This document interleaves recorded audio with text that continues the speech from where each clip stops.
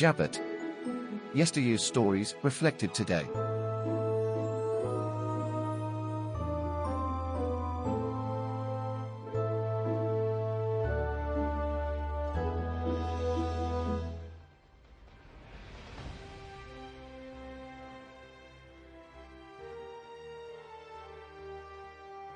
Ticket to Venus, by an unknown author writing as E.K. Jarvis. This work is out of copyright in countries with a copyright period of 70 years or less after the year of the author's death. First published in Amazing Stories, March 1951, audiobook production by Mats Ingelborn. Published by Jabot AB, Stockholm, Sweden, 2023. The audiobook is protected by copyright by Jabot AB. Read by me, John Mccarthy.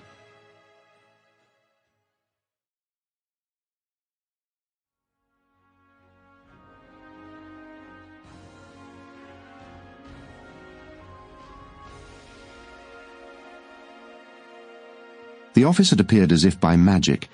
One day the suite of rooms was empty, the next day furniture was being moved in. The third day the office was open for business. A sign painter was busy lettering the front door as Markham passed it on his way to his own modest office. Satin lines. At noon, when Markham started out to lunch, he saw that other words had been added to the door. General Ticket Office. Tickets here for Luna, Mars, Venus. Perhaps nothing that could have happened short of death itself would have hit him harder than these 3 words lettered on the door. Luna, Mars, Venus.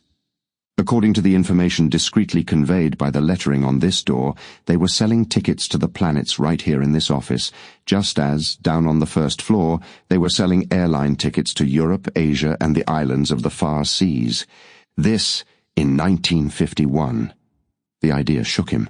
For a moment he had the dazed impression that he had stood still for a very long period while time had gone racing by. There was a story. He groped for it. Rip Van Winkle. He felt as Rip Van Winkle must have felt, awakening from the sleep of 20 years and coming face to face with marvels. He stood there in the hall of the building, letting the noontime rush of hungry people heading for lunch jostle past him, a tall, lean, too brown-skinned man, clad in quiet, well-fitting clothes, with the tiny button of a hearing aid barely visible in his left ear, staring at the words on the doorway of this newly opened office. He was the only person who seemed remotely interested in this door. A few others glanced curiously at the words and hurried on. To most people, lunch was more important than spaceflight. It's a gag, he thought. The words are just the come-on. If you go in, they will try to sell you mining rights on the moon, or a ranch on... Sample complete. Ready to continue?